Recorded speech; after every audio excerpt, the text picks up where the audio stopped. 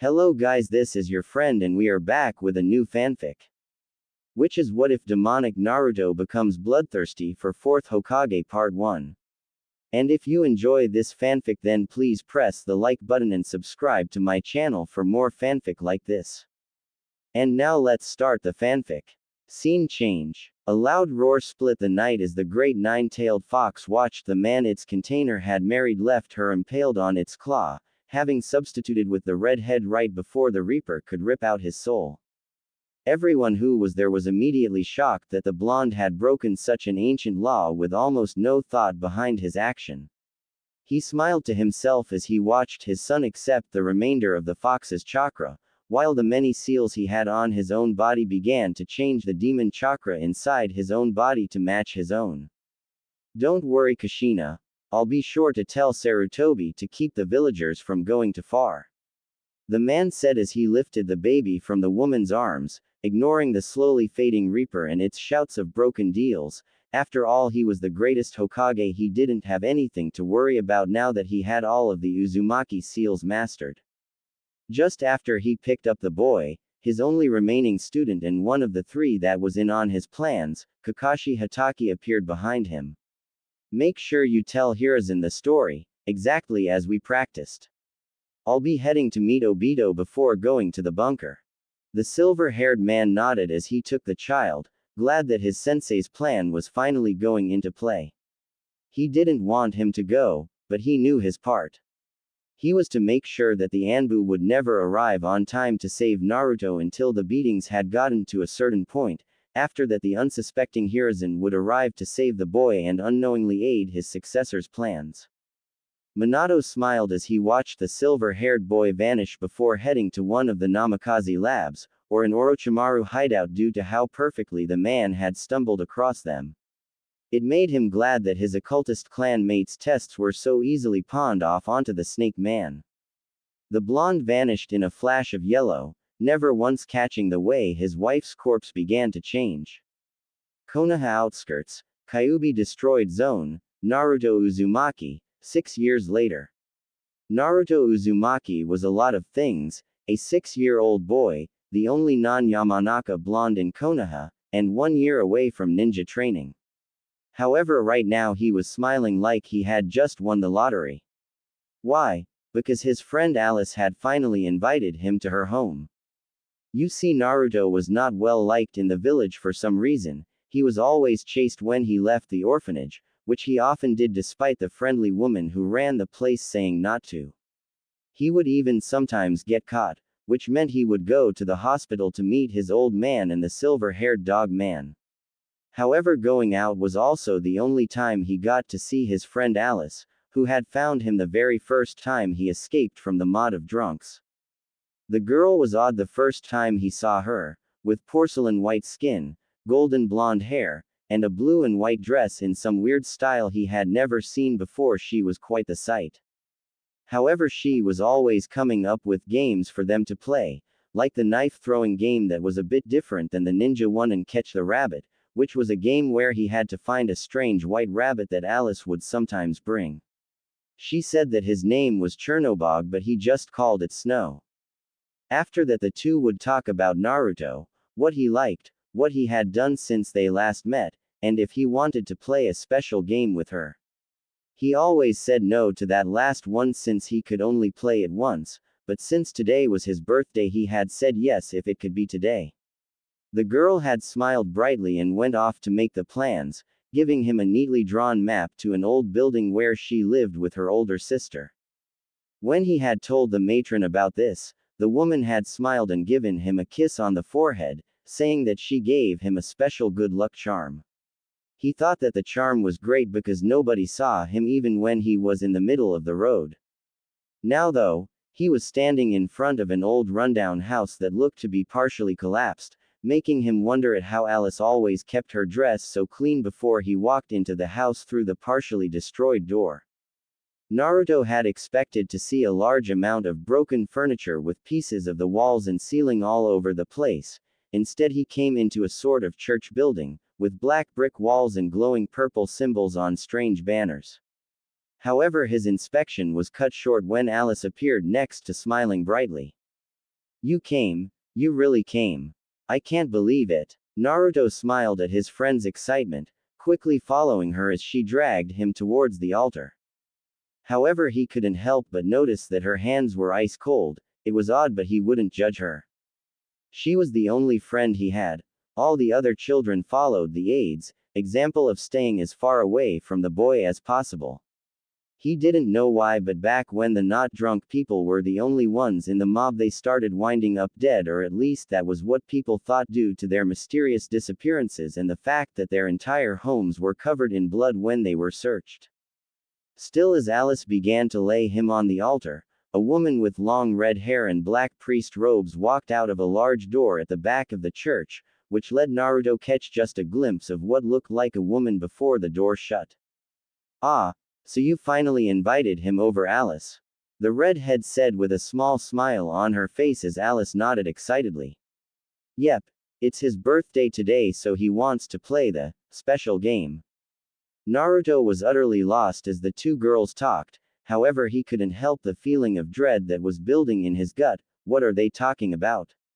He wondered as the redhead walked towards him.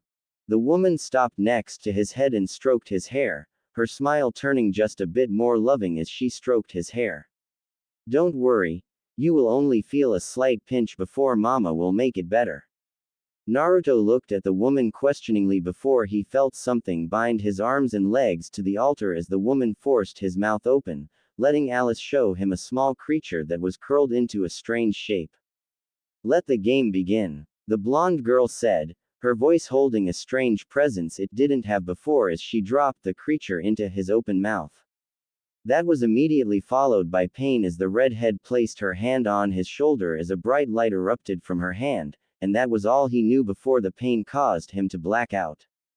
Konoha outskirts, mysterious church, Alice. The little blonde girl giggled as she watched the boy's body change, and his already delicious power turn that much more appealing to her kind. That was mainly because Alice was a demon, to be more specific, a chaos demon. She was personally glad that she got to help prepare Naruto for these two gifts. However, she couldn't help but want him to just help her with her games, but that was not her place to pick. The red-haired woman looked like she was just about to cry as Naruto thrashed around in pain. While she might be a little worried for the boy, she wasn't heartless after all. She trusted that he would be fine. After all, she had already chosen to follow him without the oath of subjugation by the cathedral. There was just something about him.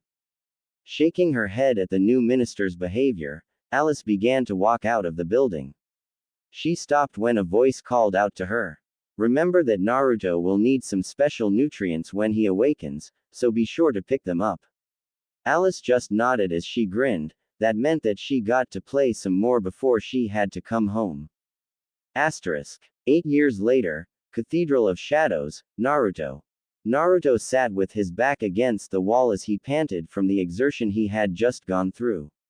He was currently in his home for the past 8 years basement, which was made specifically to help train him in controlling his new powers. Apparently the game Alice had him play all those years ago was actually a ritual designed by the ruler of the cathedral to create something called a demi-fiend. The reason he had starting the training now was that he had just been held back in the ninja academy for being the nine-tailed Jinchuriki. According to Kushina, the Minister of Shadows and his current caretaker, the people of the Leaf were nothing more than dead weight and easily swayed by senseless logic, if it could even be called that. The woman seemed to be a bit too personal about this, but after finding out that the matron at the orphanage had been a demoness named Lilith and he lived in a demon church, that wasn't a big concern. However, he was giving a mission from the higher up in the church, a woman who was the avatar of death, where he was supposed to stay in the Leaf Village until a certain event in the future. Oh Naruto, where are you? His training partner sang out as she searched for him, drawing Naruto from his trip down memory lane as he realized that the voice was really close to his current position. Pressing his body farther into the shadows of the wall as he started trying to sneak away from the source of the voice, trying being the key word as his hunter came around the corner at the very moment he started. The woman who came around the corner was someone who he had been getting intimately familiar with, mainly because she had been throwing him around like a ragdoll whenever he had trained in his new powers, especially his Atma. The woman had long blood-red hair with two tufts sticking out of the top like ears while her eyes were crimson with slit pupils. Her body was covered with a crimson fur that hid every inch of her skin from view with the exception of her face, hands and feet. However, the main draw of the woman was the 9 fox-like tails that sprouted from her back, letting everyone with 2 brain cells know that this was the 9-tailed fox that had attacked Konoha all those years ago. However, to Naruto this woman was Kurama, his sadistic teacher that took great joy, almost too much in the blonde's opinion, in throwing him through walls in an effort to get his many skills under control. Knowing that he was doomed otherwise, Naruto allowed a sliver of his newfound demonic power to slip into his system towards his forearms, morphing said areas into long 5-fingered fox paws topped with sharp claws as his left eye bleed into a solid crimson. Kurama frowned at the blonde's obvious fear of one of the powers she was supposed to train before grinning as she felt his other power building for an attack. At least he isn't afraid of that particular energy. The fox thought to herself as she charged the blonde, who only had time to yelp before he was quickly and brutally overpowered. 1 hour later, Naruto's room. Naruto sat on his bed panting after his training session, with the fox as Alice crouched behind him to assist in one of his usual after-training routines, finding all of the pieces of the basement wall that had been lodged in his body from the many trips he had taken into the wall. In order to wait out the pain of the process, Naruto began to look around his room. It was very sparsely furnished, featuring only a wardrobe, his bed, and a crystal ball on a black marble pedestal. The room had dark blue walls with purple carpets to match the cathedral's colors, while his bed was decorated with a dark orange quilt with a red spiral in the center. It was the room he had been living in for the past few years and he had yet to change anything about it besides his bed sheets. That might be a good thing to do later. The demi-fiend in training thought before a grunt of pain forced its way through his throat, causing the blonde to turn a flat stare onto the smiling demon girl behind him. Said girl only giggled before licking his blood off of the stone and tossing it into a small basket beside her. "Can't you at least try to be gentle, Alice?"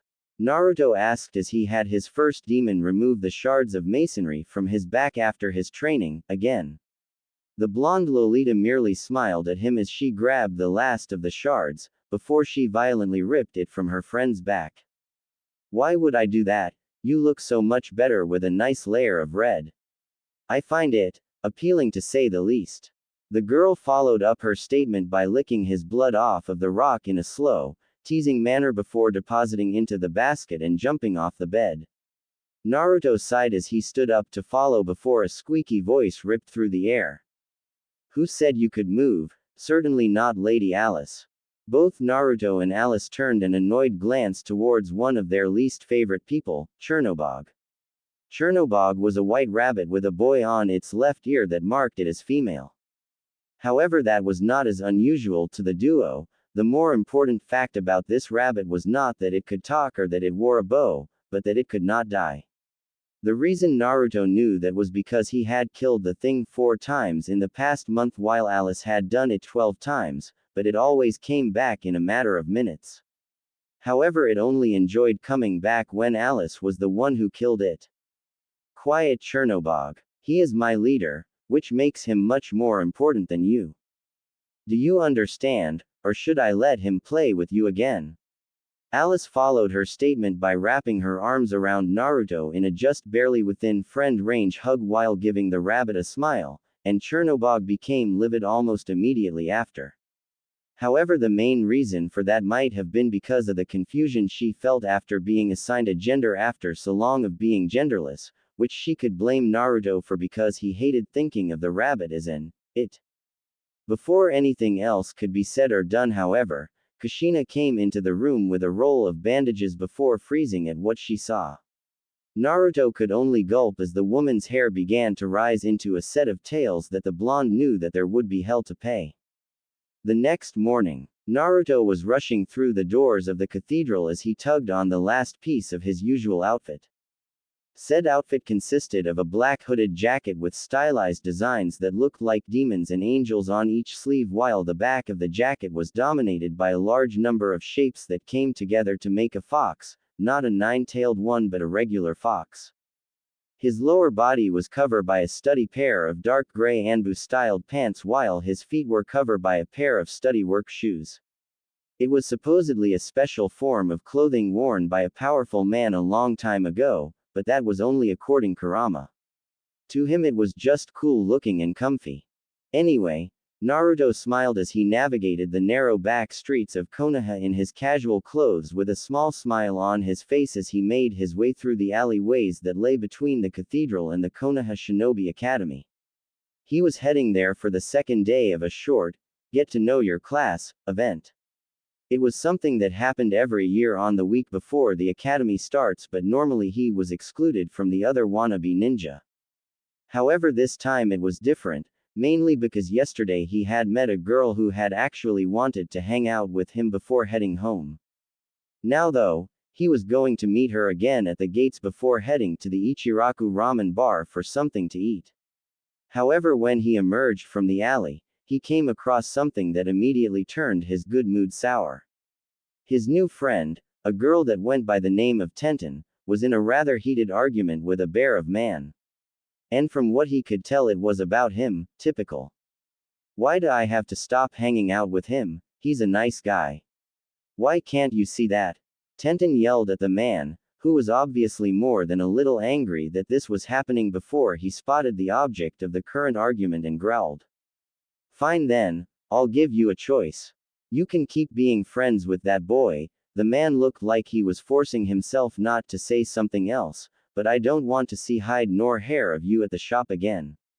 The man stared Naruto down at this, really hammering it home for the blonde that he was the cause of this. The girl, however, didn't fold, but that might have been because she was only recently adopted by the man. That was something she was not afraid to let him know either. You really think that threat will work? Your wife adores me and will be really angry with you for kicking me out. The man growled as he realized that the girl was once again the winner of their arguments between them, and for the same reason as always. He shot the blonde one last dirty look as he approached before storming off, anger and depression all but flowing off of him. The girl frowned at the sight of her adopted father, as well as the hushed whispers of demonic corruption and fox hunts from the nearby civilians. She decided to brush them off for now and turned around to head back to the meeting point, only to gasp when she saw her new friend with a depressed look on his face. She didn't even get the chance to say anything before the blonde looked away as he let out a hasty apology and taking off towards the alleyways. Tenten took off after him, causing her to miss a team of 4 returning students take to the roofs after the blonde as well. Box Alley. Naruto arrived in one of the few alleys that ended in a large box due to the reconstruction by Kurama's forced attack. He was currently in the process of calming down as his sadness triggered his Atma, meaning that the Atma lines crawling across his face while his fiend tattoos also began to manifest. All in all, it made staying calm really difficult due to the multiple warring energies in his body. Unfortunately, it was at that moment that the ragtag team of failures landed in the alley behind him in an effort to box him in. Those poor idiots didn't know what they were dealing with. The warring emotions with Naruto swiftly settled on anger as he took in the 4 people in front of him as the leader stepped towards him with a scowl on his face as he began talking. See, our parents were right. Not only is this kid a monster, but he also took over that poor girl's mind. It's up to us to put a stop to. The boy didn't get to finish before a fist was driven into his throat, followed by his nose being forced to meet the blonde's knee and finally finishing the boy by grabbing him by the throat and slamming him into the ground. The poor kid's 3 friends could only stare in shock and fear as the blonde turned his gaze towards them. You showed up at the worst possible time. That was all the blonde had time to say before the 3 kids booked it, especially since they just watched the strongest of them get destroyed without a chance. After they left, Naruto turned his gaze towards the last boy and kicked him in the gut as thanks, because if the idiot hadn't tried to attack him, he more than likely would have lost control, and that would have all but ruined the plan. With a sigh of relief at the control he currently had, Naruto began to make his way back to the academy. That course of action was halted when he spotted Tenten at the mouth of the alley with starry eyes at what she just saw, and Naruto knew what she was going to ask before the words even left her mouth. "You gotta teach me how to do that." Naruto sighed again before smiling at the girl, glad that she was still willing to be his friend after how her adopted father had acted about it. He decided to rationalize it like Kurama and Alice did: humans are strange. 3 months later, with Naruto. If one were to be close to the broken down building that held the Cathedral of Shadows, they would have little trouble hearing the sounds of combat from its basement.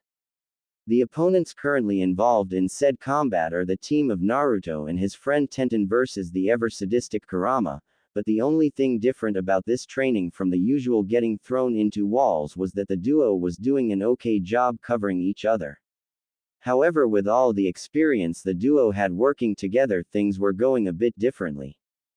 "Zan!" Naruto shouted as he threw a blast of wind at Kurama as the fox attempted to lodge her fist in Tenten's stomach, forcing the fox woman to dodge or be thrown into a wall herself.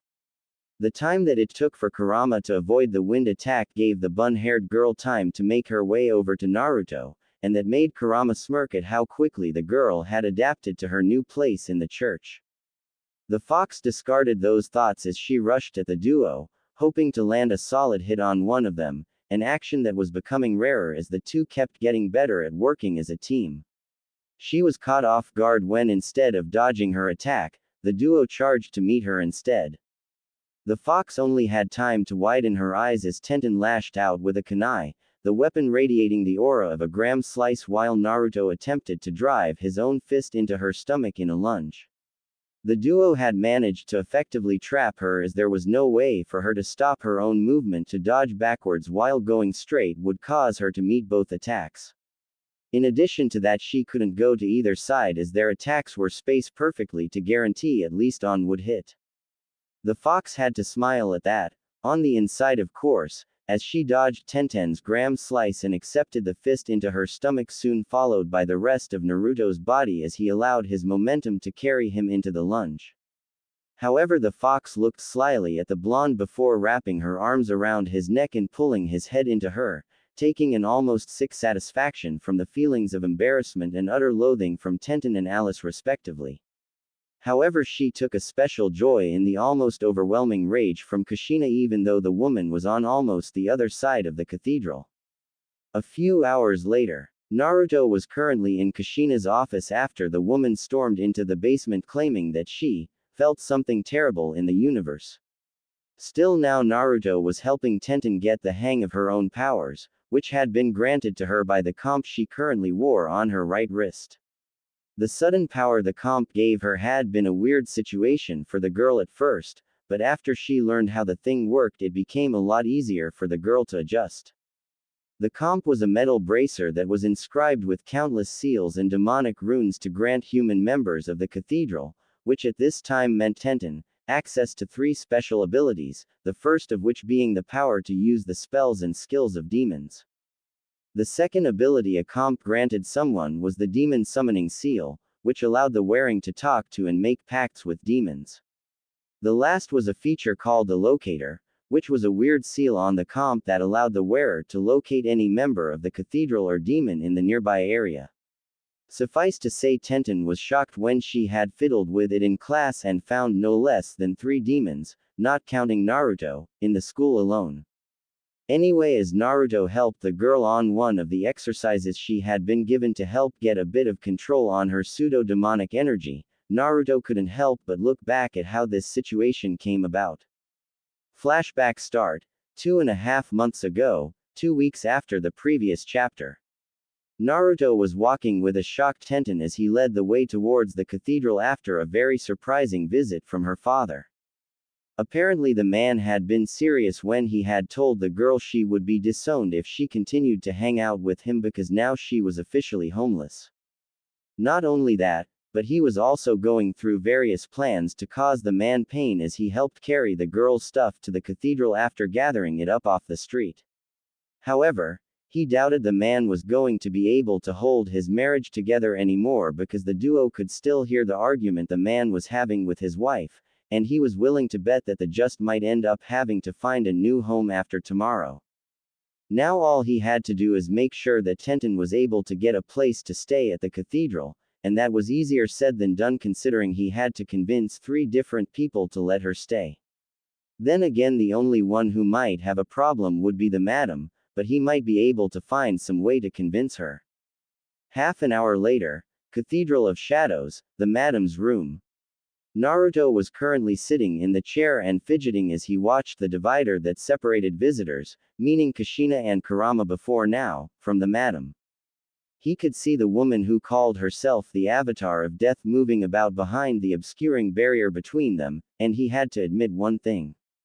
This woman really had a way of making him seem really small without even trying, like something deep in his mind just knew that this woman could end him in an instant. It made him wonder why this woman wanted such a large role in his life.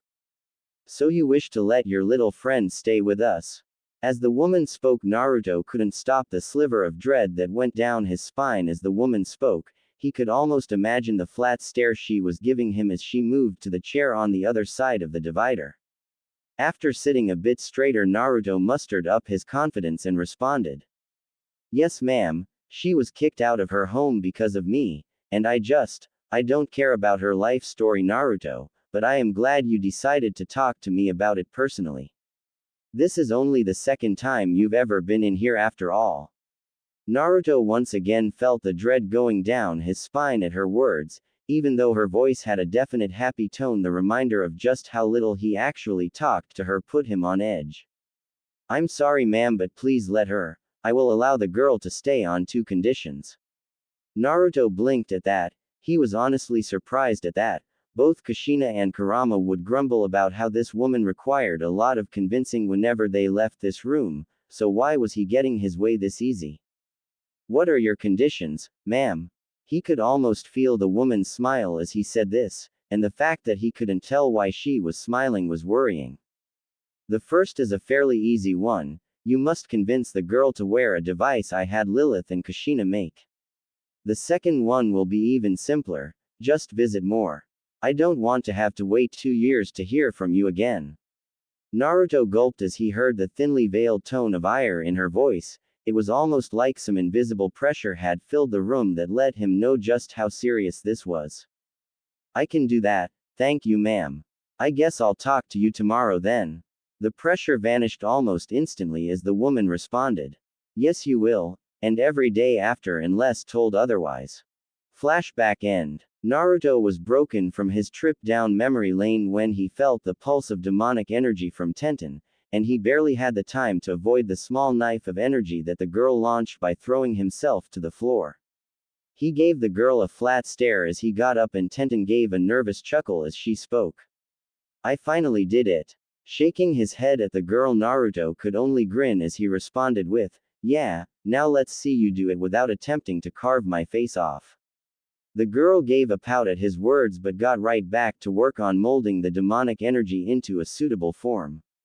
Neither of the 2 human residents of the cathedral had heard the sounds of Kushina forcibly restraining Alice as the demonic little girl tried to get into the room in order to maim the bun-haired girl for nearly hurting her blonde master.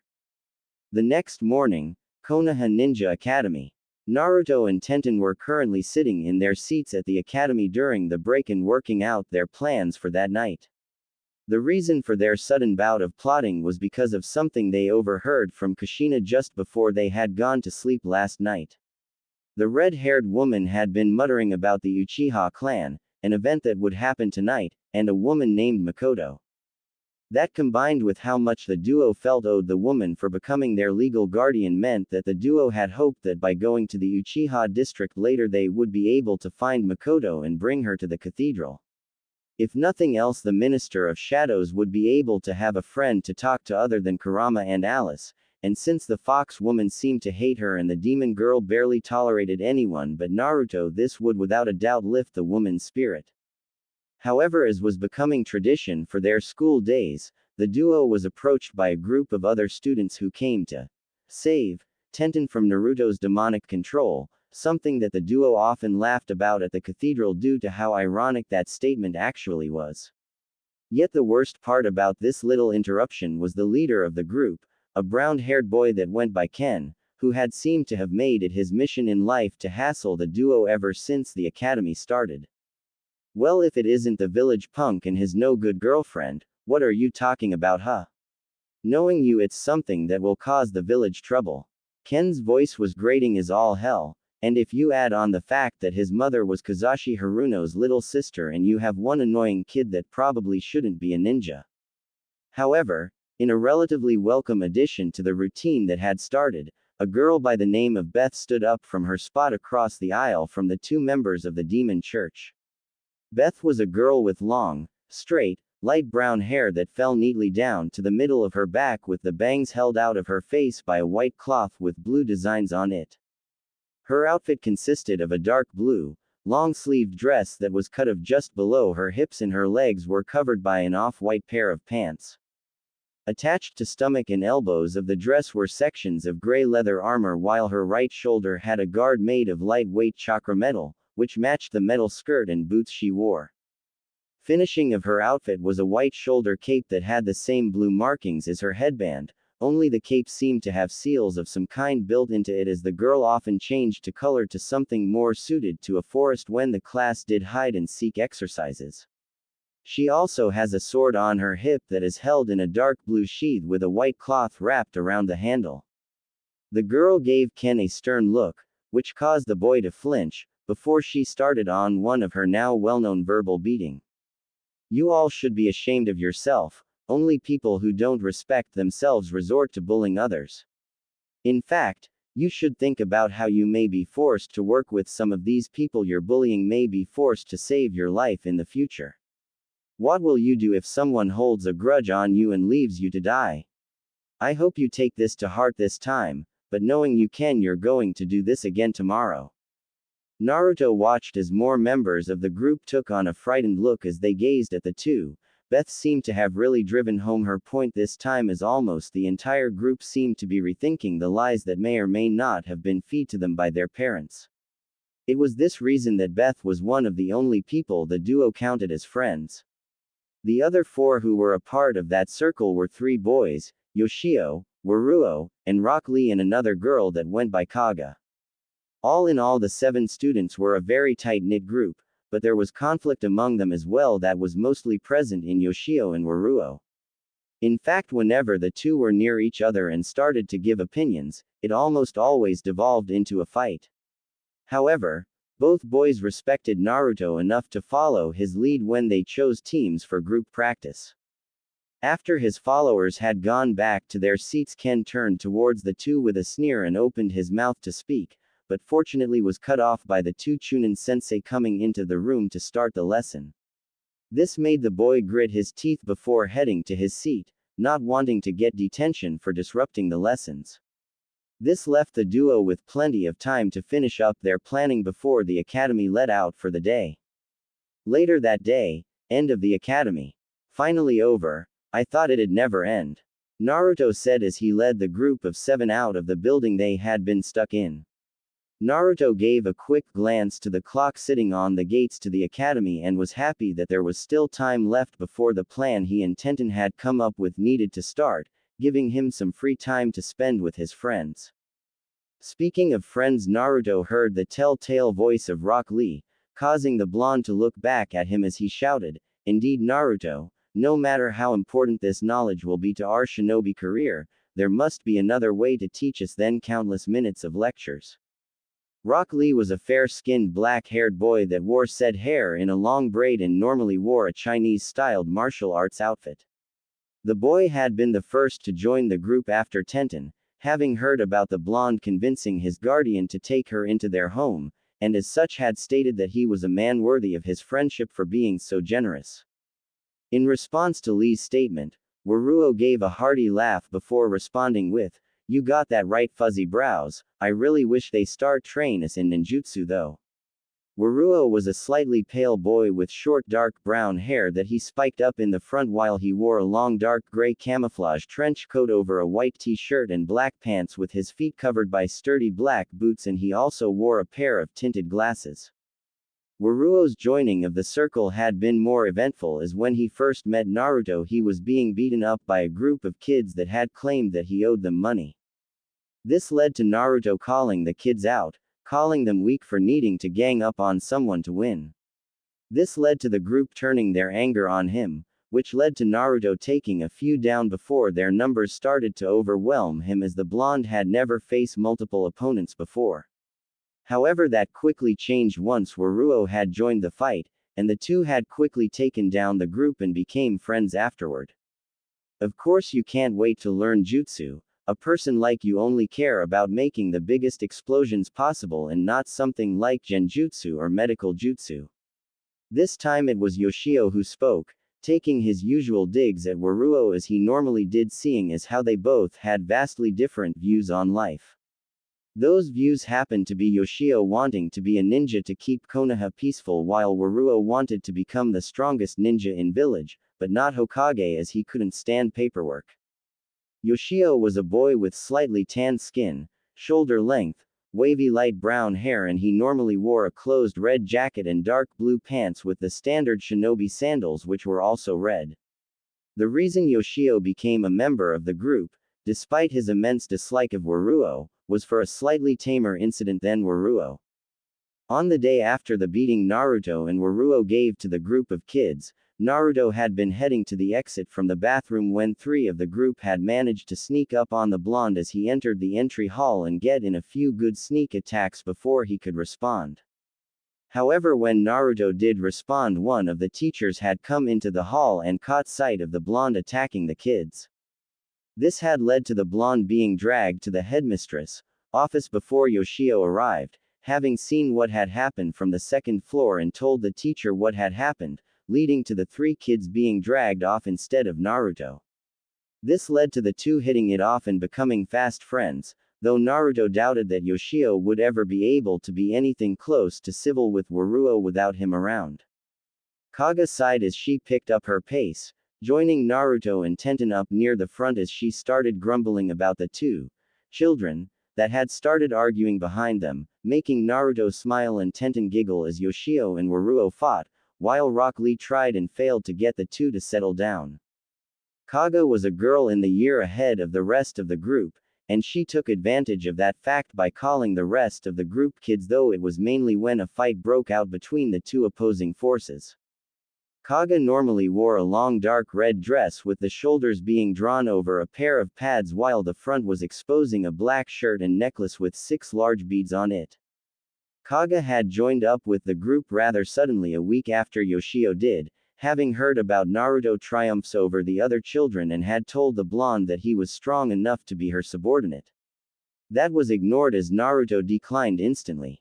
The girl had not given up, however, and over the course of another week decided that she would rather have him as a friend than not at all. After the group had gotten a few blocks away from the academy, and Naruto had stopped Waruo from attacking Yoshio or vice versa, Tenten turned towards the blonde and asked, "So Naruto, what should we do now that the group is all here?" This led to Naruto looking at the group before turning to the bun-haired girl and saying, "We get lunch." This statement was met with shouts of approval from Waruo and Rock Lee, smiles from Tenten and Beth, and nods of acceptance from Kaga and Yoshio. I was this reason that Naruto was the center of the group. He was the only one that knew exactly how to make everyone agree on something before the group headed towards their usual after-school hangout. Ichiraku Ramen Bar. As soon as the group had piled into the ramen shack and placed their orders, anyone who cared to listen would hear nothing but the sounds of a group of students enjoying their lunch and everything that goes with it. On the 3 rightmost stools, Waruo and Yoshio were having a nice civil conversation about what flavor was the best for ramen, while Rock Lee managed to stop said conversation from devolving into a brawl by sitting between them. On the other end of the row of stools, Beth and Tenten were asked Kaga questions about her studies, wanting to be ahead of the rest of the kunoichi in training by learning from the black-haired girl. In the very center seat, chatting quietly with the waitress Ayame, a brown-haired civilian girl that was the daughter of the man who ran the ramen bar, was Naruto himself. The blonde Jinchuriki-turned-demon couldn't help but smile as he watched his friends have fun with each other, ignoring the fact that Waruo was being held back from slugging Yoshio by Lee after boy made a not-too-friendly remark about the glasses-wearing boy's mother. It was time like these that the boy wished that the world could be at peace, but then reality set in as a phrase Kushina's constant teaching had drilled into his brain. As long as there are humans, there will be conflict, and as long as there are gods and demons, humans will have a reason to hate. Expertly brushing that thought aside, Naruto reached over and smacked Yoshio on the back of the head before he could rile Waruo up and more, giving both a firm glance as their fighting almost damaged the counter they were eating on. The two shared a glance before nodding and giving the noodle their full attention, and just like that Naruto was greeted to the sight of high circle of friend actual peaceful. He gave it 5 minutes before it went back to normal before he ordered another bowl. Just in. Community. Forum. More. Naruto. Demonic Savior by Ron Steele. Megami Tensei in Naruto's overrated. English, Supernatural and Adventure. Naruto U. Words. 27k plus. Faves. 322. Follows. 341. Published. March 10, 2014. Updated. September 25, 2016. 60 Chapter 4. Prologue for the first battle. It's time for another chapter, and this time there will be action involving the Uchiha clan. It's time to get serious. Enjoy the new chapter. Disclaimer.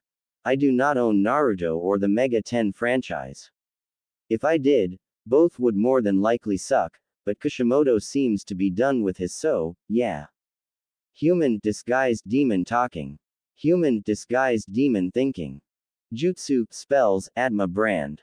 Tailed beast demon Atma avatar talking. Tailed beast demon Atma avatar thinking. Scene change. Evening twilight. Cathedral of Shadows. Naruto and Tenten. Are you sure this is a good idea? Tenten asked as she leaned against the door of Naruto's room while the owner of the room was preparing to sneak out of the Cathedral of Shadows. Of course the blonde only gave her a questioning look as he stopped sealing kunai into his right hand, giving the bun-haired girl time to continue her questioning. Think about it, if you go there then wouldn't Kushina just get worried? I mean, she has been depressed since we came back. If she were to find out you vanished, she would more than likely come right after me since Alice and Chernobog are going with you. Naruto nodded at the bun-haired girl's point. She would get in a lot of trouble if the woman found out he was gone. Still, after sealing the last two kunai, the blonde walked over to the girl and grabbed her shoulder as he stared into her eyes. Don't worry, I'll be going there, getting this Makoto woman, and coming right back. What's the worst that could happen? As soon as he finished that question, Naruto walked right out the door of his room, Alice already being in his mental compendium for easy summoning. He never noticed that Tenten was starting to freak out slightly as she imagined exactly what could, and more than likely would, go wrong. This was Naruto she was thinking about after all. Konoha outskirts, area outside of the Uchiha compound, nightfall. Naruto had been intending for his trip to be just a quick in and out, visit the clan head's house, grab Makoto, go home and have a nice snack. That plan had gone out the window when his mind was hit with a wave of fresh life force, something that only happened when he had slain one of his training demons. The fact that he was nowhere near a dead creature meant that so many people were dying in such a short amount of time that it was sending their remaining life force out in a giant tsunami-like pulse that only demons or those with comps would be able to pick up. His was proven right when the voice of a certain white rabbit resounded through his mind. We are going to have company soon. Naruto didn't waste time responding to Chernobog's statement, as that would leave him with less time to escape the inevitable surge of feral demons, and he could hear some of the fast demons rushing towards him as he started to climb the walls of the compound. Naruto yelped as he felt something snap at the air just behind his leg as he pulled himself over the wall and fell onto the ground on the inside of the compound, landing on something soft as he did. Allowing himself a moment to calm down, Naruto looked around to get an idea on what happened and immediately wished he hadn't. Littering the ground around him were various bodies of people who had at one point been members of the Uchiha clan, and he quickly got to his feet as he noticed that he had been lying on the body of a middle-aged man. Naruto swallowed as he felt his throat run dry at the sight of a feast of powerful meat before he beat down his Atma avatar's impulses, not wanting to give in to the desire to gorge himself on the helpless corpses. Shed your human skin, Naruto, some of the demons are getting up the wall. Naruto was thankful when Alice's voice cut through the fog that was clouding his mind as Atma lines had begun spreading across his skin, and he sent the blonde demon girl an affirmative as he pulled his Magatama's powers to the surface. Naruto felt himself slump to his knees as his jacket dissolved into his skin, leaving his upper body bare as a series of complex glowing black tattoos spread across his being, along with a horn that grew out of the nape of his neck. The blonde was vaguely aware of his pants being torn just above his knees as he pushed himself back to his feet, the only thing remaining of his former appearance being his shoes, pants and hair, as his eyes were now a piercing yellow color to show the demonic power racing through his body. Looks like it's getting easy to change. I guess Kurama was right about it getting easier the more I do it. As Naruto said this, he rolled his shoulders, working out the slight stiffness as he noted the underlying demonic tone to his voice. We've got company. Chernobog's shout was the only warning he got before three creatures flopped over the wall and began attempting to stand, and Naruto couldn't help the smirk that crossed his face as he saw what his first real battle was going to be against. The three creatures were very similar to humans at first glance, however, due to his enhanced eyesight, Naruto was able to see the differences clearly. The creatures were each had a very dark green skin color, sporting torn but pointed ears and skinny limbs topped with 5 clawed digits each and disgusting yellow eyes. Along with the physical traits, the creatures also smelled like fresh death and decay, along with an hint of old blood that just sealed the deal as to what they were. The three demons were ghouls, demons of the ghost race that normally haunted graveyards and cemeteries. In other words, these things are no threat at all. As soon as Naruto finished his thought, he slid into a ready stance, bringing his hands up to cover his face and chest as he faced his side towards the ghouls, and as soon as he finished he heard Chernobog say, "They know we're here, we have to fight." The difference was that this time Naruto did respond to the rabbit's statement, vocally no less. "Let's kick some feral." The ghouls all turned towards him as he said this before they shrieked in hunger and rushed him with the intent to feed. Play music. SMT Nocturne Ost. Normal battle. Naruto sidestepped the first ghoul's wild swing before he slammed his fist into the ghost's chest, blasting it off its feet and sending it flying backwards before he ducked under the next one's tackle.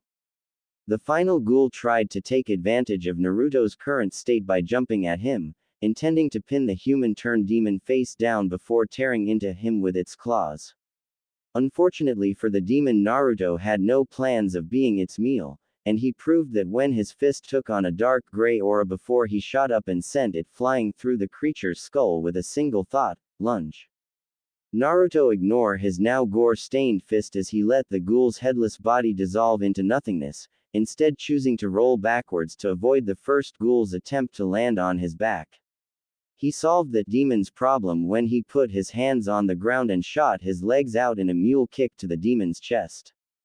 He smiled as he heard the crunch of the ghost's chest caving in from the force of the blow before he flipped to his feet and lashed out a fist to catch the only surviving ghoul in the throat. He then followed that hit up with another to the face, then the chest, then a final uppercut to the jaw that all but turned the demon's jawbone to dust. He watched the demon stagger backwards as he gathered mana into his right hand to form a small cyclone in his palm, which was soon sent flying through the ghoul's chest as Naruto whispered the name of the spell, Zan. Naruto stood there with his hand extended as he watched the creature shamble towards him before falling forward, dissolving into nothing before it even hit the ground. The blonde grinned as he felt the ghoul trio's experiences flood his mind now that the battle was over, and he raised an eyebrow when he saw a technique the creatures had known float through his mind before it sank in. End music. Feral Claw, huh? Sounds like fun. I'll need to try it out when I get the chance.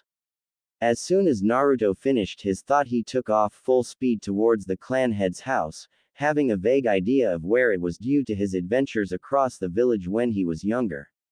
In fact, he was surprised to see the building so close after he exited into the main road of the compound, along with the surprising amount of bodies littered all over.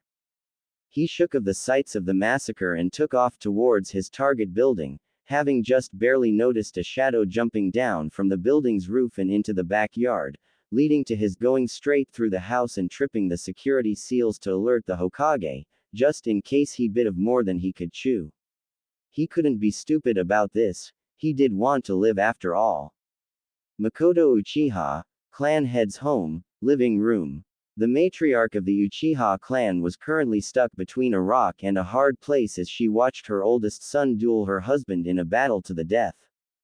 They had both been startled when they heard the sharp ring that symbolized their security system being triggered, and that shock was what had saved her husband from being skewered by her son as he went on high alert from the noise, letting him trade a quick death for a deep gash on his side.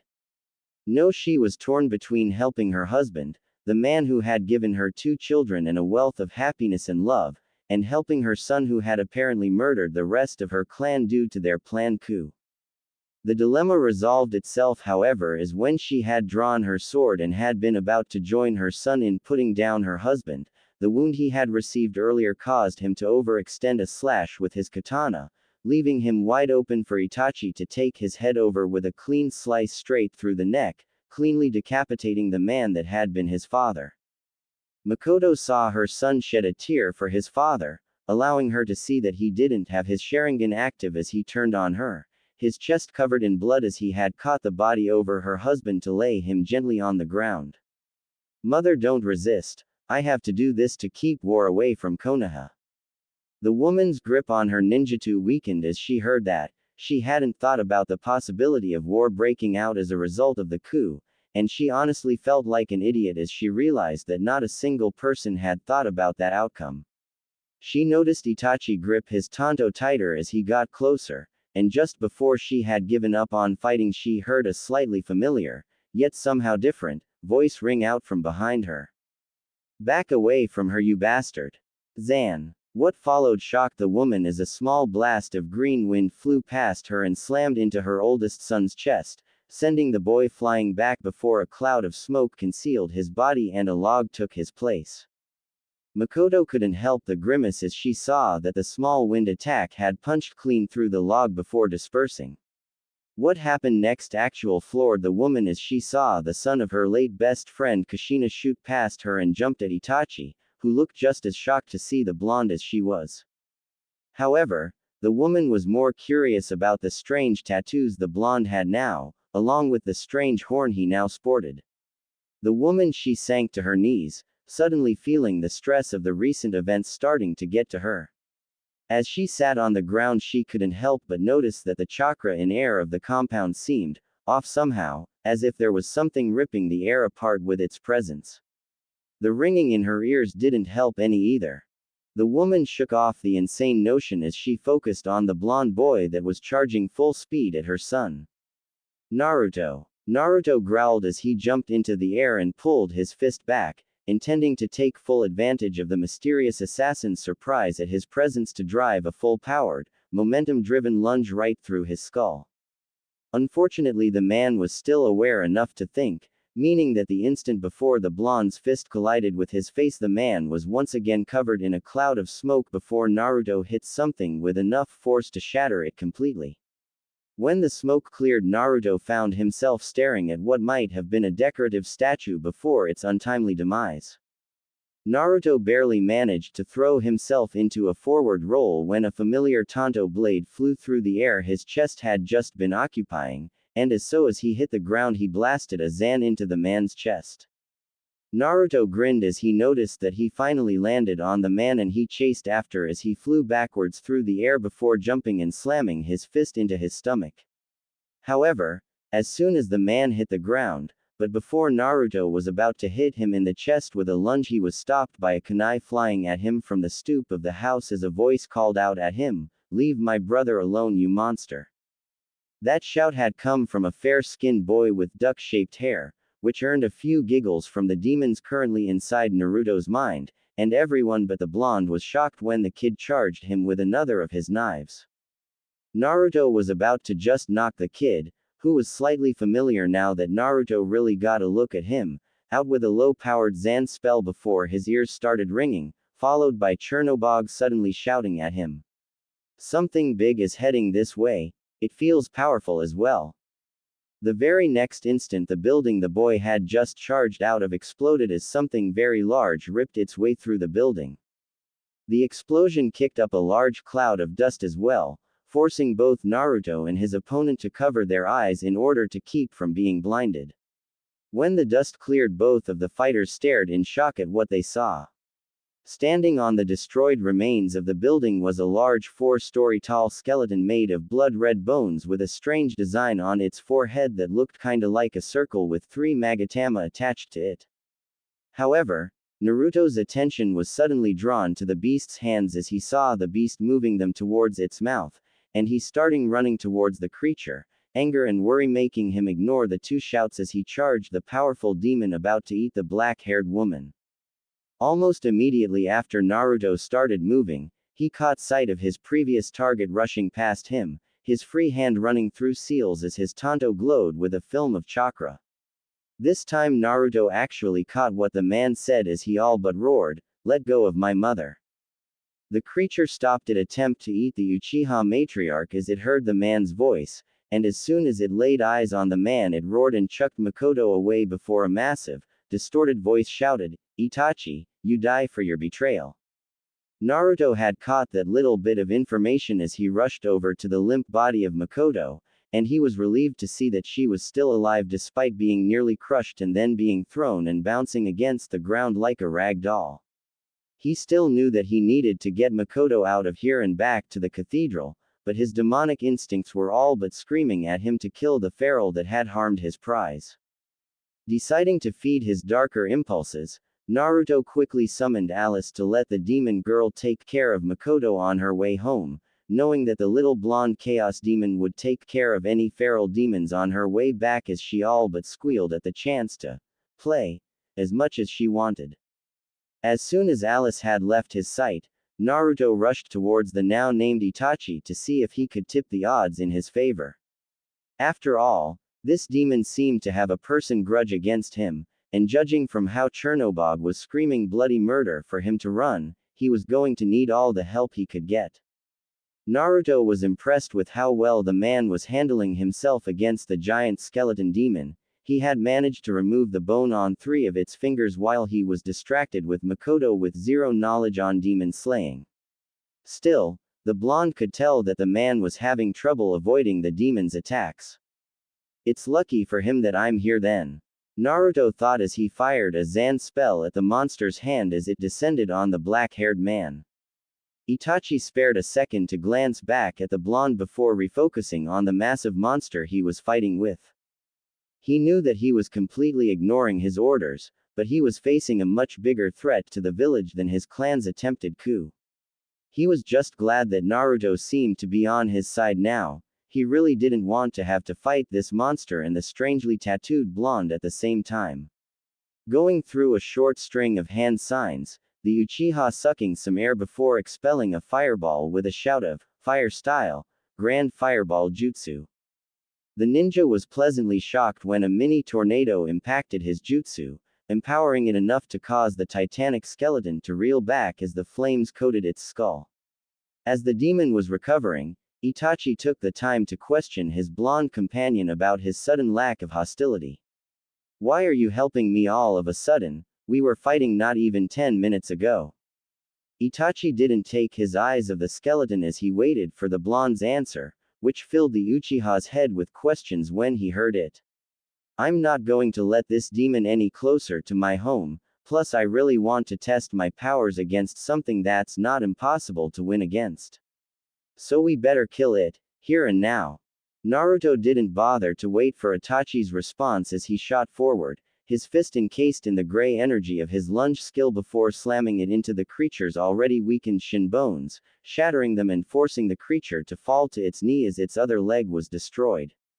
Naruto was saved from the creature's surprise attack when Itachi appeared near him and moved them out of the way of a wild smash that cratered the ground they had just been standing on.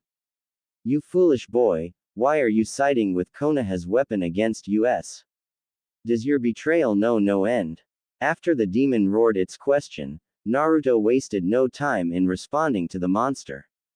"I can't take any statement against individual thoughts seriously when it comes from a monster with more than one mind. Pitiful." Naruto smirked as the monster began trying to refute his claim, but in the end the monster could only roar in pain as it gripped its skull as its minds began warring with each other. It gave the duo the perfect opportunity to get in a few attacks, which they did as both Naruto and Itachi rushed forward and shattered the rest of the creature's legs below the hip. As the duo retreated away from the monster and getting prepared, and it collapsed to its elbows before wordlessly roaring at the duo. After the monster roared it and dragged itself towards them before it attempted to grab them, and while the duo was able to avoid it, the unconscious boy behind them was not able to. In the following moments Naruto was caught off guard by Itachi's actions. The man had actually moved slightly past him, screaming in anger as he called out the name of the boy in the monster's hand, Sasuke. The boy started to regain consciousness at the man's shout, and he was quickly made aware of his situation as he called out for his brother as his head was placed into the monster's mouth. However, in the instant before the mouth could close on the boy's neck, he was suddenly replaced by Itachi, and the older Uchiha was barely able to stop the top jaw from connecting with the bottom as it dug into his back. Naruto finally got over his shock when Itachi looked over at him and called out to him. The man was about to call out to the blonde, but before he could get a word out, the jaws closed on the man. Naruto could only watch as Itachi Uchiha was bitten in half by the Odokuro, and the blonde didn't wait to attack as the creature began laughing. "We have won, Itachi. Your loyalty to Konoha was impotent against our wrath. And now we will." The monster didn't get to say anything else before Naruto slammed into its skull, his entire body coated in the physical energy of lunge as he splintered the creature's skull.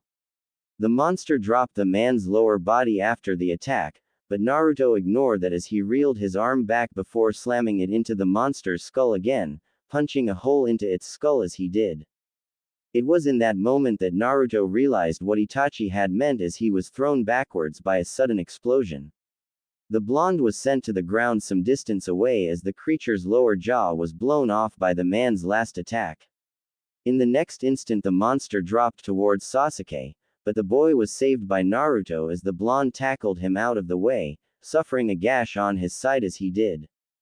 After making sure the boy was safe, Naruto turned towards the monster as it began trying to push itself up on its broken arms.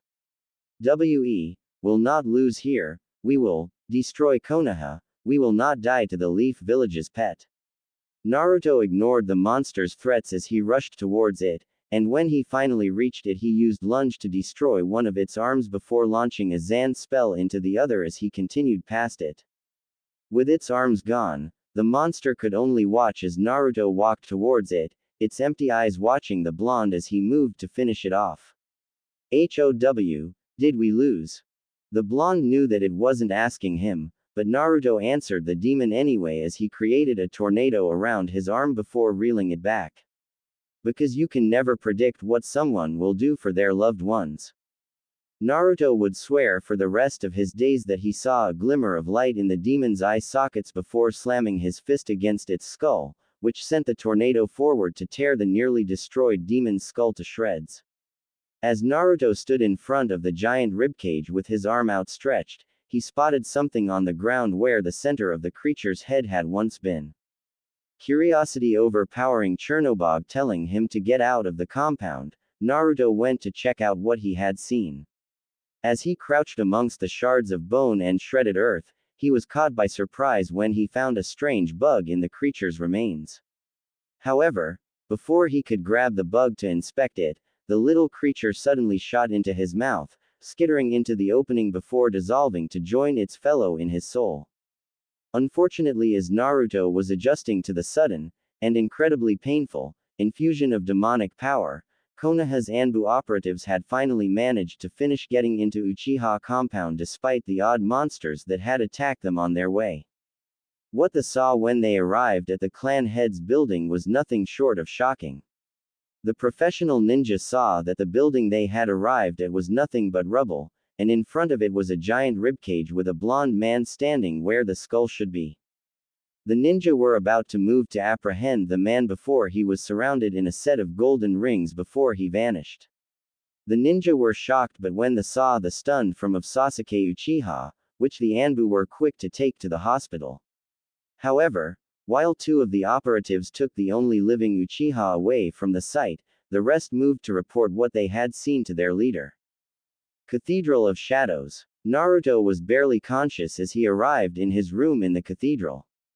That did not mean that he was not aware of the fact that his room was currently hosting not only Tenten and Alice, but Kurama, Kushina and the unconscious Makoto Uchiha as well. He was vaguely aware of the fact that he was being yelled at by Kushina, but the pain was starting to overwhelm him. Everyone in the room was suddenly aware of Naruto's state of existence when he passed out. They all started to freak out almost immediately. Naruto let out a groan as he awoke and he kept his eyes closed as pushed himself to his feet, wondering where the screaming pain of his muscles was as he did so. After he was standing, and he finished checking to make sure that he wasn't dead, the blonde finally opened his eyes to see where he was. After he did though, the blonde had to blink multiple times to make sure that he wasn't seeing things. After all, it wasn't every day you found yourself in a circular room that was made of 3 different materials. On his right, the room was made of black rock which had reddish yellow lines, which looked similar to magma, spider webbing through it. On his left, the room was made of solid white marble with golden patterns embedded into it. However, the area in front of him was made of what looked like average building materials like wood and metal, while the area behind him looked to be made of one piece of pure white material. The only noticeable point of entry into the room was above him, as there was a hole in the ceiling where all 4 sections of the room meet. After looking at what the room was made out of, Naruto was able to see the most notable thing in the room itself. In each part of the room was a single pedestal that matched the design of their surroundings. The right had the rock curling into a spiral before flattening out into a platform, the left had fancy marble columns that led into an intricately made golden shelf, while the front area had ordinary-looking wooden platforms with strong metal supports holding them up, and the back just sported short flat spires in the material.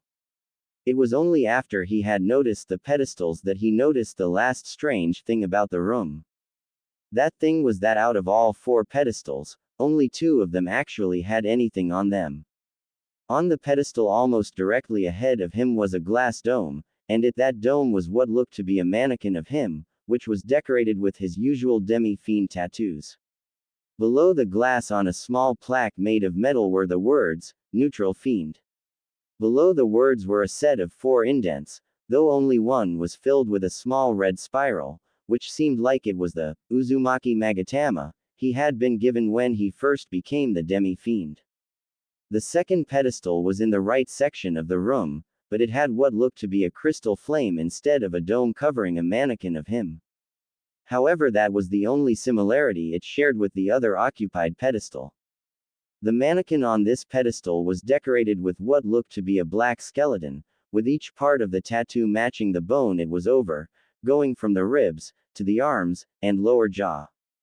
The only part that was not mapped out was the hands, which instead sported a pair of skulls on them. The plaque below this model read, "Chaos Fiend." Below it was a matching set of 4 indents, though the first slot was instead filled with a skull missing its lower jaw. This must have been the Magatama he just got, the undead Magatama, as the case may be. Before the blonde could do anything else, something suddenly fell into the room from the hole in the ceiling, and since he hadn't moved, Naruto was knocked unconscious by what felt like a rabbit-shaped block of concrete. A few days later, Naruto was suddenly aware of his consciousness returning when he heard the ending of a statement by Kurama, and he was just a bit lost at what was being said. And that's why I eat bananas like that, Alice. Now allow me to. Oh, he's waking up. In the next moment, Naruto found that he was pulled into Alice's familiar embrace before he finally opened his eyes, and to his credit, he was only slightly weirded out that Kurama and Chernobog were sitting at a tea table which was somehow stuck against his ceiling, which Alice had just dropped from. Looking at the other occupants of his room, Naruto was quick to ask what he had missed, and while it only took 5 minutes for Alice to explain what had happened while he had been unconscious, which could be shortened to, "I watched you sleep." The blonde expertly brushed that off though, mostly because Alice didn't need to sleep and spent the time watching him instead. However, he knew that the demon girl would tell him if something important and prepared to relax before the voice of Kurama ruined it. "Hey kiddo, before you get too comfy, you're gonna need to go see Kushina and the madam about your little field trip." The blonde gulped at that, already having an idea of what was going to happen when he got there, but he still stood up and drew his demonic companions into his mind before making his way to the madam's room to take his lumps. Madam's room. Naruto was shocked that he wasn't the only one in the madam's room. Well, he had been expecting to find Kushina, but that was about it, but the shock was because all of his friends were in the room. Before he could ask any questions on the matter, a familiarly firm voice orders him to sit, and given who had done the ordering, the blonde was in his seat in no time. As Naruto sat, he suddenly realized why his friends didn't comment on seeing him. The atmosphere in the room was strangling. Now that the group is all together, this meeting can finally start. Gulping, as he usually does when he enters this room, Naruto was once again the person to take charge of the situation by asking the mistress the question on everyone's mind. Madam, why are my friends here exactly?" Naruto's voice was apparently all that was needed to give Waruo the courage to open his mouth. "Yeah, we only came to check on Naruto." "Why did you?" Waruo did not get to finish before he was forced into silence by the madam's power filling the air. "Shut up, human. I did not give you permission to talk." After about a minute or so of everyone, except Kushina, choking on air due to the inhuman power, the madam led up before answering Naruto's question.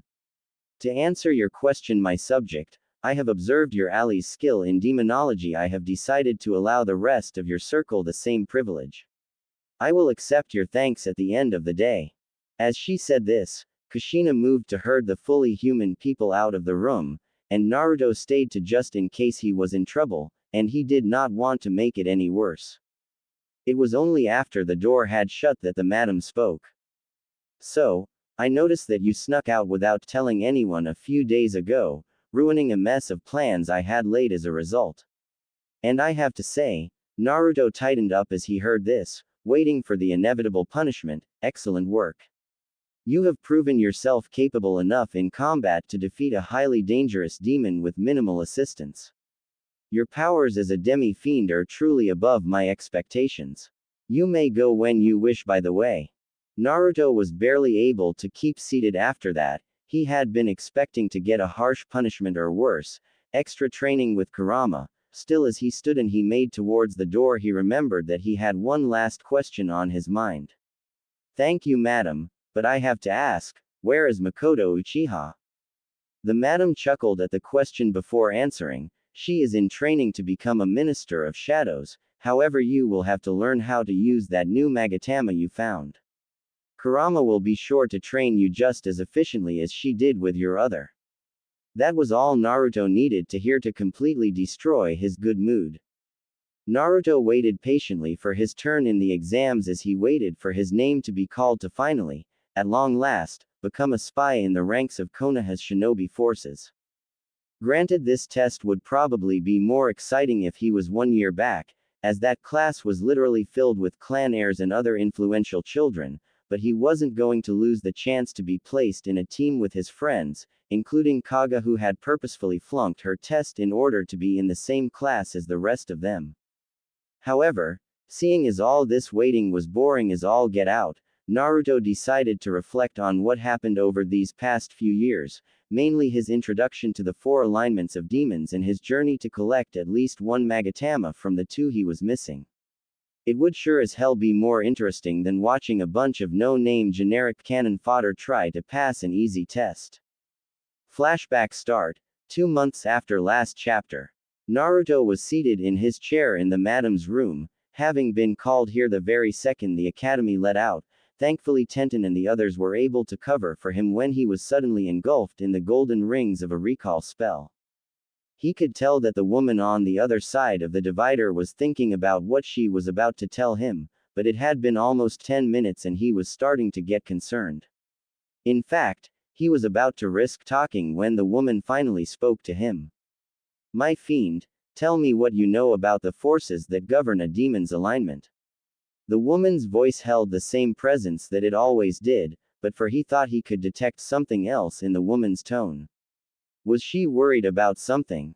He pushed that thought back for now and focused on answering the question he was asked. "All I really know is that Alice and Chernobog are chaos demons, and fairies are a type of neutral demon. Is there something else I should know, ma'am?" His question was met with quiet muttering from behind the divider before the woman spoke up once again. "Then you and I have a lot to talk about then, my fiend. This is going to take a while, so we are going to be here until you understand it. Make yourself comfortable, my fiend, for I will explain this necessary information for one such as yourself." Naruto was surprised at this statement. The madam was almost always a woman who spoke in short but important statements. This was the first time he had ever heard her speak this much in one burst. This really must be important, though he hoped it wasn't bad news as he thought the Atma information was. "I will start the explanation with the alignment of law. This alignment is the main force of the angelic and holy forces. As I know it, the forces of law all desire to bring about their goal of a golden kingdom of eternity and peace. However, those who oppose it call this kingdom they desire the kingdom of stillness due to how they wish to achieve it. Examples of law demons are, as you can guess, angels. The color associated with law is blue." Naruto was shocked at this information. Who knew that there was something like this? He knew that there was something similar from the bits and pieces he knew about Alice and Chernobog's past, and while he didn't care enough to pry too much into it, this just made him wonder why didn't know about this sooner. On the opposite side of law is chaos. This alignment's main force is made of any and all demons who don't have any sort of leadership. Examples of the demons of chaos are the undead, any and all sorts of demon that humans tell stories of. Then there is the army of chaos, the only group of demons of this alignment with any sort of leadership. The army of chaos aims to make a world where only the strong survive. The forces of law regard this movement as nothing more than senseless violence and destruction. The color associated with chaos is red. Naruto was once again blown away by this information, mainly because Alice was a part of this group of demons. It made him wonder exactly how much he didn't know about his most loyal demonic companion. Did he even want to know? He didn't have time to ponder his answer to this question as the madam continued her lecture. The third main alignment is neutral. Neutral is the alignment of almost every human and demons that fall under either natural forces or demons that come in kingdoms, like fairies and other such mythical creatures. There is really no main force of demons in this alignment, though this force has been the winner in every war between the alignments due to the fact that a human of substantial will always joins their side and leads them to victory. The color associated with neutral is green. Now that was something he did not expect to hear. There was an alignment that was actually led by humans. That and they always won the alignment wars. Color him impressed. The last, and widely considered not an actual alignment by the others, is the force of nihilism. This alignment has no actual demonic presence, but it still manages to have a presence, and remember that even a small presence is dangerous, for we of the cathedral are always a driving force despite our almost non-existent numbers. Its associated color is white. That is a fact the blonde couldn't counter, mainly because he was a member of the Cathedral of Shadows, and he knew all about how powerful this little group was, especially since he and his friends made up almost all of the church's offensive power. Now then, my fiend, do you understand this information? Naruto gave the woman an affirmative, and he saw the woman stand and walk over to a different part of her half of the divider.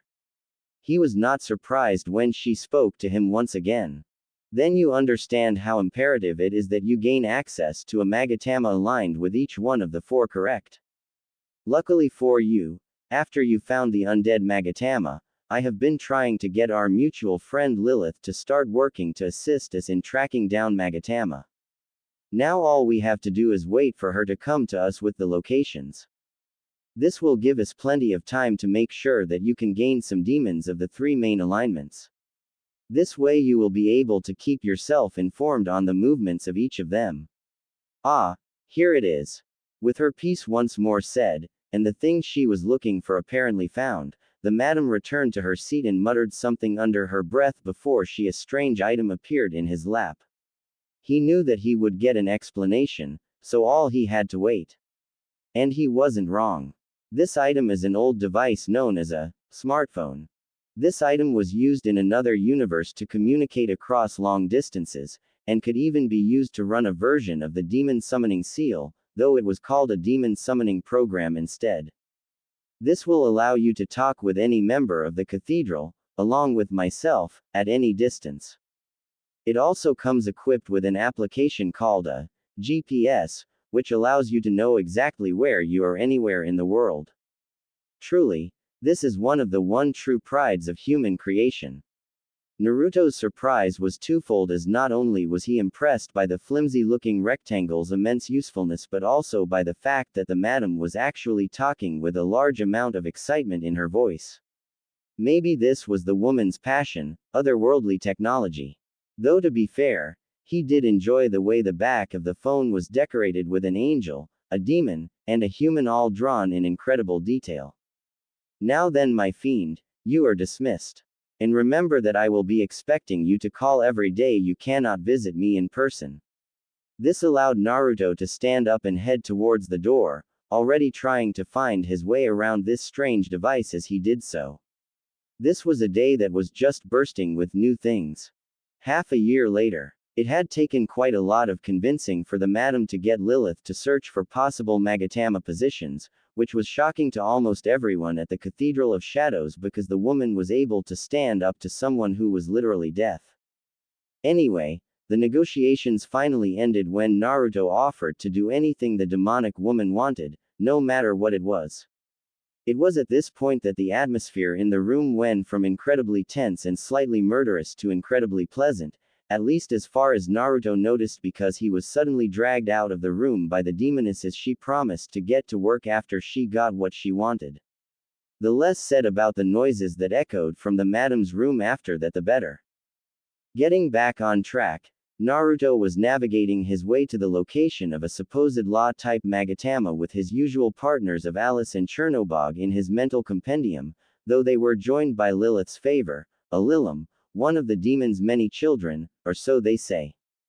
The demoness that appeared was remarkably human-looking, with tanned skin that was a few shades under his own. The next thing that stood out among her more human features was her hair, which fell to her shoulders, with her slightly pointed ears just barely peeking through the chocolate-colored locks. Her eyes were also the same yellow color that his took when he let his fiend energy take over, and seemed to almost always be giving bedroom eyes without even trying. He also noticed that she wore a thin white vest that was just barely able to cover her, and it seemed to stick to said feature like magic, which might actually be true now that he thought about it. He also noticed that she was wearing the shortest of shorts that were also white. Moving on, he was able to see that she had nice wings and a tail that were a pinkish color. Anyway, getting that out of the way, Naruto still hated referring to demons by their race, a holdover from his compassionate human heart Alice had said, so he had named the girl Maya.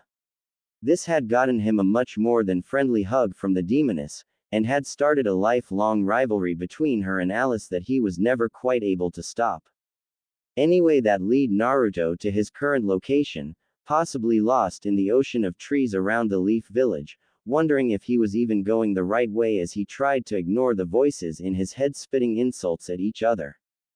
Don't worry, master. Mother wouldn't send you on a wild rabbit chase, unlike certain others I could think of. He could almost imagine the false smile on the demoness face as she glanced over at the pale blonde. Then he could almost swear he heard something snap as Alice responded to this not subtle at all jab. She probably broke Chernobog's neck or something. Don't worry, Naruto. The pale-skinned demoness seemed to draw out his name, like she was taunting her opponent, with the knowledge that she wasn't bound under the cathedral's protective charms, which forced all but the most powerful demons to refer to their summoners as master. I can feeling something powerful in the direction you're heading, and I'll be sure to let you know if that changes. Undead bitch. And then all sense of false positive emotions was destroyed. Night slut. Naruto decided that now would be a good time to tune this conversation out and focus on dodging that giant arrow of light. Naruto hit the ground just a split second before said arrow split his skull like a fruit. The tree behind he was not so lucky and had most of its trunk removed by the arrow's obviously holy power, letting the blonde-haired fiend see just how much damage it was capable of. Turning towards the direction the arrow had come from, and he was not all that surprised to see the form of a creature with large white wings and skin that looked more like porcelain than anything else. The next thing he noticed about the creature was that it had no face, just a golden cross where its face should have been, while the bow it wielded was made of a golden wood-looking substance with leaves that were white as its skin and no visible bowstring. So, you are the lost lamb our head priest has told us so much about. This must truly be a blessing from the Lord. The creature's voice was a strange mix of sounds, almost like it was a recording of various sounds making the noises required for the words rather than an actual voice. Now then, lost lamb, the monster creature was soon joined by two exact copies, though one wielded a sword a shield while the other had a large hammer, both of which were made out of the same not quite wood as the leader. As one the holy creatures announced, cast off your demonic chains and prepare to serve our Lord. Naruto gave the monster a look like they were absolutely insane as he allowed his human disguise to give way to his demi-fiend power while simultaneously summoning Alice and Maya from his head, both of whom immediately put their argument aside and focused on the foolish creatures that dared to target their beloved friend master. The sight of the female demons beside them seemed to infuriate the angels as well, and in less than a second, each of the angels had been taken by one of them, with Naruto having taken the divine that shot at him. Naruto started the battle as anyone should, by driving his entire body into the angel's chest in his signature lunge attack, which he followed with an uppercut using his feral claw skill to actually cut the being. The angel, shocked at the suddenness of the attacks, had no choice but to take both strikes before it was sent backwards by a hard kick to its chest. By the time the angelic being stopped itself, Naruto was able to swap to his Chaos Fiend tattoos and launch a bolt of pure poison at it, the Poisma skill granted by the undead Magatama, which hit the law-aligned demon square in the chest. This had the effect of making the demon take a knee as it felt the poison start coursing through its body. The angel had started to raise, suddenly aware that it had underestimated the blonde's level of demonic corruption. Before it could do anything to try and turn the battle around, however, Naruto slashed the angel across the chest with a knife hand as a slight yellow glow surrounded it. This was his static claw skill, which was followed by a finishing move that was little more than a roundhouse kick across the skull. Naruto took a few short hops away from the angel as he wiggled his fingers, and he smiled as he was quickly getting used to how he should act while using this alignment in battle. Whittle the enemy down with negative effects before delivering a powerful attack to knock them down. As the angel was trying, though it was more like failing, to get back to its feet, Naruto wondered how it was that something so weak had gotten a Magatama. It didn't make sense to him. Putting those thoughts to the side for now, the half-demon switched back to his main alignment and decided to just end this battle here. As the demi-fiend was advancing towards it, the angel's mind was racing with thoughts. It had been told that this blonde would be weak, unsure of how to use its power and easily defeated and brought before the high priest. It felt the item it had been given pulse as if it knew something that had not been told to the angel. As it felt this pulse, it suddenly thought something that was borderline heretical. What if it was sent here to die, to feed this weird hybrid creature? Any further thoughts were cut off as Naruto drove his hand through the angel's chest, holding the squirming little bug-like creature that was a Magatama. He smiled at the fact that he had completed his mission before he watched the angel dissolve into non-existence. Sighing at what he was about to go through, Naruto decided to just bite the bullet as he forced the creature into his mouth before collapsing to the ground as he felt the creature begin to warp his being with its power. The last thing he noticed before the pain knocked him out was Maya and Alice rushing towards him. Mindscape. I'm never going to get used to that. That was the first thing he said to himself as he pushed himself from the dead center of the familiar room that was his Magatama room, as he had dubbed it. Turning towards the law section of the room, he was pleased to see that he had claimed the correct type as the platform now had its own glass dome with a mannequin of himself inside it. Moving closer to the platform, shivering slightly as he felt the natural energy of the law alignment crawl over his skin. It wasn't that it was bad, but it was the same for any of the 4 areas in the fact that it just felt wrong. It just hammered home the fact that these Magatama were way more than simple power-ups. Shaking off this train of thought, Naruto examined the mannequin that showed how he would look when he used its power. The first thing he noticed was the arms, as instead of bones or rectangles like the other 2, this one had feathers flowing down toward the hands, which had palms that were marked with what looked like simple halos on them. Moving towards the chest and back, he noticed that it was much simpler than the others, being that it only had more feathers floating on his pecs and upper back, but that was it. Heck, the only thing that was on his face was a simple set on angelic runes in between his whiskers. He then moved on to the name plate that was beneath the glass dome and read that this was apparently the Law Fiend, though the Magatama he got was left with a small green music note, which seemed to be the symbol for the Joy Magatama. He was about to try and return to consciousness, something he had no idea how he would go about doing. He noticed something, new to say the least and frightening to say the most. This thing was a simple, almost invisible hatch in the center of the room, which had an all too familiar symbol on it. The symbol of his Atma avatar. Gulping at being reminded of that particular side of himself, Naruto warily made his way towards it to try and see if it was actually closed or not. However, once he got close enough to the hatch, a strange voice filled his mind. You will accept me sooner or later. It was at that point that he was thankfully pulled into the world of consciousness. Cathedral of Shadows. Naruto shot up with such speed that he was almost certain he would have hurt himself if he was a normal human. The next thing he did was move a hand to the left side of his neck, the location of the very mark he was so afraid of. After he was sure that, no, he was not currently being consumed by the Atma mark, Naruto then noticed something else. He had no idea where Alice, and Maya to a lesser extent, were. Forcing himself to his feet, the blonde made his way towards the main area of the cathedral. It was then that he heard something coming from the summoning room, the sound of multiple people having a very loud argument. Moving towards said room, he grit his teeth and pushed open the door. In hell, I won't allow one of those mindless robots to join my master. That was Maya, and now he was wondering what was being discussed. Well, too bad for you, that is not your discussion to make. You will have to accept that an angel will join you, and you have nothing to say in the matter. Kushina glared back at the demon before her, not even slightly threatened by the fact that the demon before her looked ready to attack her. Seeing as he had basic grasp of what the conversation was about, he knew that he could easily step in now without being lost. I do believe that it's my choice actually. That statement drew the attention of both Maya and Kushina, with the Lilim having a look of smug satisfaction while the Minister of Shadows was floundering as she tried to find some way to convince him to accept an angel onto his team.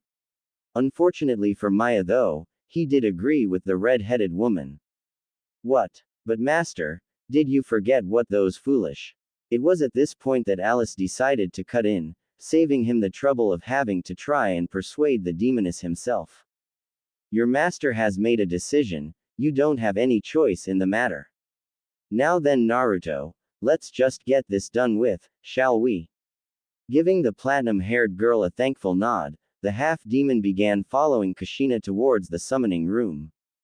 As Naruto watched the red-headed woman summoning the divine into his service, he was well aware of the fact that both Maya and Alice were not the happiest with his decision, though the former was definitely more angry than the latter and would more than likely be that way for a good while before she calmed down.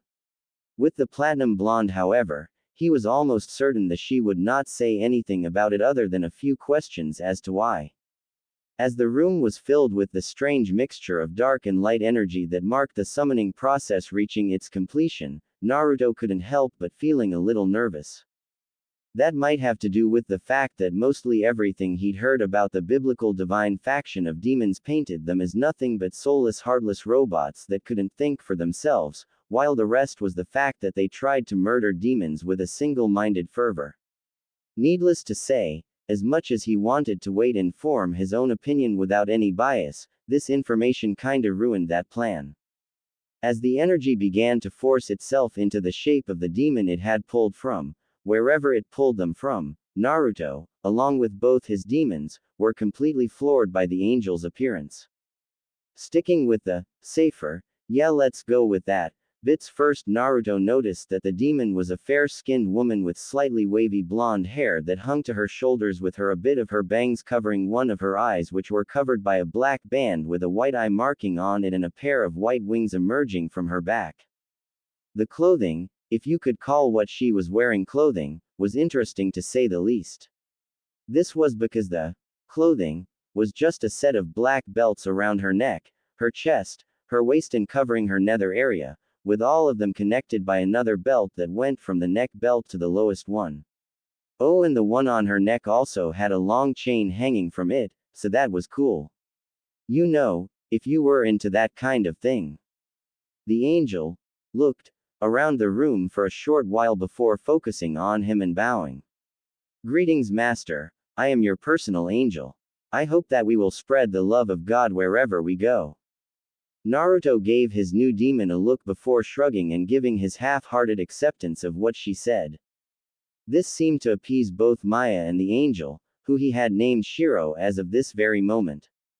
Shiro smiled as she received her name from her master, eager to please both him and her god, while Maya smiled because she was certain that her master was just playing the angel for a fool to please the red-headed cathedral member. Alice, meanwhile, was just glad that her friend was apparently a master at either accepting people's opinions, that or he was an expert at ignoring them. Both were acceptable. Flashback, fast forward, about a week ago. This story was not nearly as long or complicated as the other, and the Cathedral of Shadows was still looking into how it happened, but here it is anyway. See, Naruto was walking back to the cathedral alone, seeing as his friends all had something else they were doing. Tenten was going to visit her mother, who had divorced the man from a while ago. Lee was at one of the academy training grounds with Waruo and Yoshio as the three of them were practicing their sparring. This was a thinly veiled excuse for the two who violently disagreed with each other to beat the shit out of each other. Kaga and Beth had stuck with him for a bit before they split up in the shopping area, and that was last he saw of them before he entered the destroyed area of the Leaf Village. However, instead of the quiet and uneventful trip he had been expecting, he suddenly found himself noticing a strange bright blue tent that had been set up in front of one of the destroyed buildings, and he almost thought the tent was fused to the building before shaking off that thought. It was more than likely just his eyes playing tricks on him. Deciding that he had a few minutes to spare, the blonde-haired half-demon made his way into the tent, noticing that the material it was made of was rather fluffy and pleasant to the touch. Naruto was not sure what he had been expecting to see before he entered the tent, maybe the inside of the worn-out old building that it had been attached to, or even a simply store of some kind. What he had not been expecting, and what he had found, was for whoever had owned the tent to have coated the inside of the building in the same material and somehow set it up like a fancy lounge, complete with a woman wearing a dark purple dress with similar colored hair that had two white stripes that made it look like she had horns. Behind the woman was a piano, and at that piano was a man in a dark purple suit with a blindfold wrapped around his eyes as he played a few test notes on the grand instrument. I bid you welcome, valued guest, but I'm afraid that our establishment is not open for business as of yet. Naruto tore his eyes away from the strange duo as the man began playing a strange song, with the woman beginning to sing along in a fittingly haunting way. However, that was all mostly background noise as the fiend found himself staring at one of the most entrancing people he has ever seen, and he's met Lilith, so that's saying something. The woman who had addressed him looked to be about as old as Kushina. He's just going to say that she's in her mid-20s to keep himself safe, with wave-y waist-length pale blonde hair that was held back by a blue headband that matched the color of the walls and floor of the room. The woman also had almost unnaturally pale skin and golden eyes. Moving on to the woman's outfit, he noticed that she was wearing a rather nice-looking black dress that fell almost all the way to the floor, though it had two long slits that went all the way up her to her hips, though he could see that she was wearing a pair of equally blue stockings that stopped just below her hips. Oh my, such an intense stare, am I truly that grand of a sight, dearest guest? Naruto sputtered at being caught by this woman, and he was really starting to hate puberty at this moment as he began spitting out apologies and excuses as fast as he could. He was also very glad that Alice, Maya and Shiro did not accompany him to school. Relax, dear guest, I do not mind. Seeing the woman's calming smile, and the fact that the duo near the piano had stopped what they were doing to giggle slightly at his antics, caused Naruto to calm down as he focused on the woman's face as the music and singing started up again. However, since you were able to find us so early, how about a free trial of our services? His interest now piqued, Naruto decided to take the woman up on her offer, and in no time at all was led to a small black table that had its surface dominated by a large design of a butterfly. Tell me, dearest guest, have you ever heard of tarot? After giving a shake of his head, the woman pulled out a deck of cards and set them on the center of the table. Then allow me to give you a brief explanation. Tarot is a type of fortune telling that is done using a deck of specially made cards. What I am offering you today, dearest guest, is a free chance to experience this particular type of seeing into the weave of fate. Now would you be so kind as to shuffle the cards for me?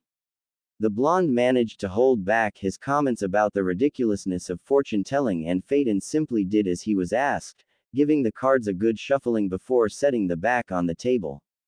The woman's smile suddenly gained a more focused edge to it as she set 6 cards in front of him in a small pyramid, with 1 card on the bottom, 2 on the next row, and 3 on the last. Now that your cards have been placed, could you please turn over the first one for me? Interested in seeing where this little trick was going, Naruto flipped over the first card, and his eyes widened when he saw what looked to be a blonde young man wearing simple clothing standing at the beginning of a long and winding road with a small fox at his side. At the top of the card was a simple 0, while the bottom of the card had 2 words, the card's name more than likely, written on it. The fool, you are about to start down a long and complicated journey, dearest guest. Please flip over the next 2 cards. Once he did so, the blonde almost shot out of his seat as he saw what was printed on the cards. The first card showed similar blonde from the fool card, though the drawing shirt was now missing and his back was covering in all too familiar markings. This card was with the number 11 and was named Strength.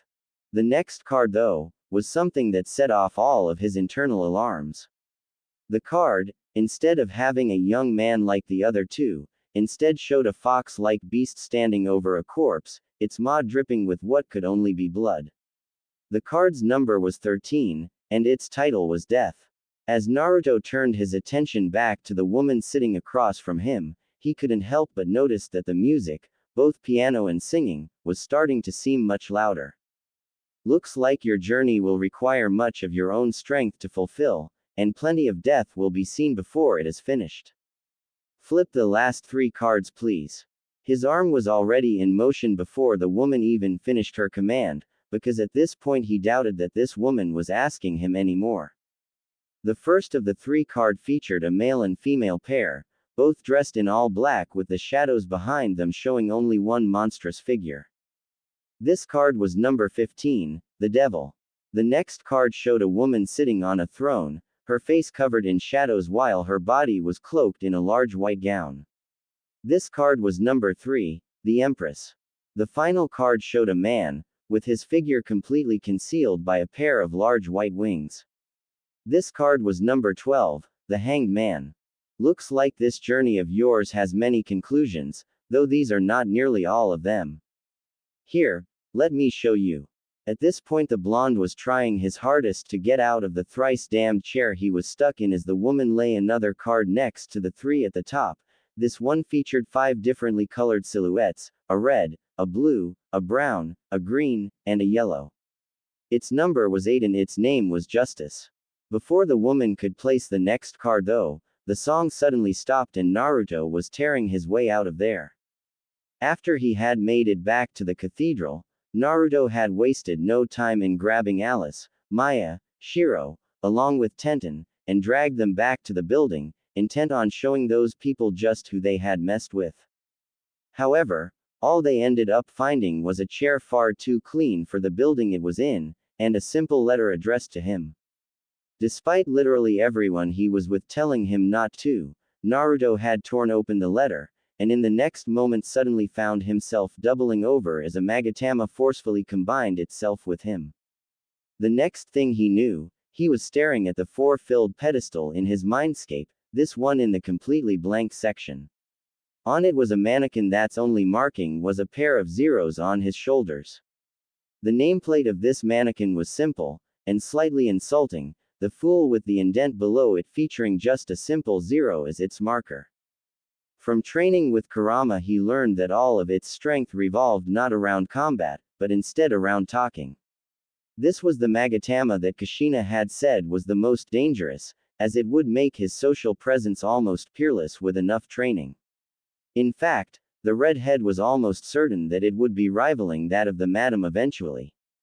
Back to the present, Naruto rolled his neck as heard his name being called, and he couldn't help but smirk as he had but one thought rolling through his mind. Now the real fun starts.